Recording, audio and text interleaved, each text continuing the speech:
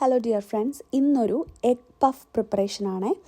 ഇന്നത്തെ evening tea ടൈമിൽ ടീയുടെ കൂടെ എഗ് പഫാണ് പ്ലാൻ ചെയ്തിരിക്കുന്നത്. ഇതൊരു ഞങ്ങളുടെ ഫാമിലിയുടെ ഒരു ഫേവറേറ്റ് സ്നാക്കാണ് എഗ് പഫ്. നാട്ടിലൊക്കെ പോയാൽ എപ്പോഴും അത് ബേക്കറിയിൽ നിന്ന് വാങ്ങിച്ച് കഴിക്കും. അപ്പോൾ അതൊന്ന് ട്രൈ ചെയ്യാൻ കരുതി. ഇടയ്ക്കിടയ്ക്ക് ഞാനിവിടെ ഉണ്ടാക്കാറുണ്ട്, ഫസ്റ്റ് ടൈം ട്രൈ ഒന്നും അല്ല. എല്ലാവർക്കും ഭയങ്കര ഇഷ്ടമാണ്. അപ്പം അതിനാവശ്യമായിട്ട് സവോള നന്നായിട്ട് ചോപ്പ് ചെയ്ത് അതിൻ്റെ കൂടെ ക്രഷ്ഡ് ജിഞ്ചർ ഗാർലിക്ക് നന്നായിട്ട് കോക്കനട്ട് ഓയിലിൽ വഴറ്റിയെടുത്തു. അതൊന്ന് നന്നായിട്ട് കുക്കായി കഴിഞ്ഞപ്പം മസാല പൗഡേഴ്സ് ചേർത്ത് കൊടുത്തു. അതായത് chilli powder, coriander powder, turmeric powder, garam masala, fennel seeds, പെരിഞ്ജീരക പൗഡർ എല്ലാം ഒന്ന് ചേർത്ത് നന്നായിട്ട് കുക്ക് ചെയ്തെടുത്ത് മസാല പ്രിപ്പയർ ആയി കഴിഞ്ഞപ്പം പഫ് പേസ്ട്രി, ഞാൻ ലിഡിലിൽ നിന്ന് മേടിച്ച പഫ് പേസ്ട്രി ഷീറ്റാണ്. അപ്പോൾ അത് കറക്റ്റ് സൈസിൽ കട്ട് ചെയ്തു. പിന്നെ എഗ്ഗ്, ബോയിൽഡ് എഗ്ഗ് വേണം. ബോയിൽഡ് എഗ്ഗ് ഓൾറെഡി ഞാൻ കുക്ക് ചെയ്ത് വെച്ചിരുന്നു.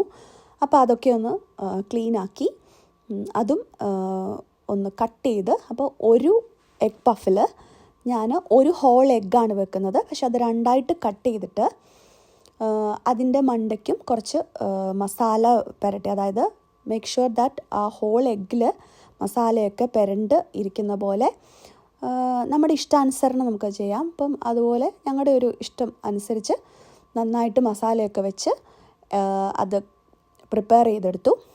ഇനിയും എഗ് വാഷ് ചെയ്യണം. അപ്പം എഗ് വാഷിനോട് വലിയ താല്പര്യമില്ലാത്തതുകൊണ്ട് എഗ് വാഷ് ചെയ്തില്ല. അതിന് പകരമായിട്ട് മിൽക്ക് പൗഡർ നന്നായിട്ട് കോൺസെൻട്രേറ്റഡ് ആയിട്ട് കലക്കിയിട്ട് അതാണ് ജസ്റ്റ് ഒന്ന് വാഷ് ചെയ്ത് കൊടുത്തത്. അത് എയർ ഫ്രയറിലോട്ട് ഞാനിത് ട്രാൻസ്ഫർ ചെയ്ത് കഴിഞ്ഞ് ജസ്റ്റ് ബിഫോർ ബേക്കിംഗ് മാത്രമാണ് ആ മിൽക്ക് പൗഡറിൻ്റെ വാഷ് ചെയ്തത്. അപ്പോൾ അതുകൊണ്ട് തന്നെ ഞാൻ സത്യത്തിൽ അത് വീഡിയോ എടുക്കാൻ മറന്നുപോയി. പക്ഷേ ഞാനത് ചെയ്ത് കൊടുത്തിരുന്നു, കാരണം അത് ചെയ്ത് കൊടുത്താലേ ഒരു കളർ വരത്തുള്ളൂ. പിന്നെ എയർ ഫ്രയറിൽ ഒരു 15 മിനിറ്റ്സ് ബേക്ക് ചെയ്താൽ മതി. ഞാനൊരു 2 egg puff at A time വെച്ചിട്ടാണ് ബേക്ക് ചെയ്തത്. എല്ലാം കൂടെ ഇടിച്ചു കുത്തി ഇടണ്ട എന്നോർത്തിട്ട് ഒരു 2 egg puff at A time വെച്ച് ബേക്ക് ചെയ്തെടുത്തു.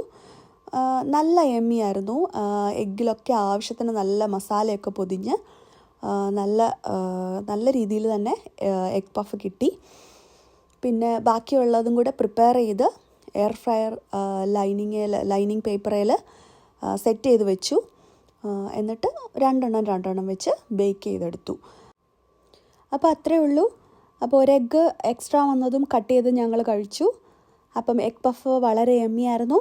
Thanks for watching. ബൈ.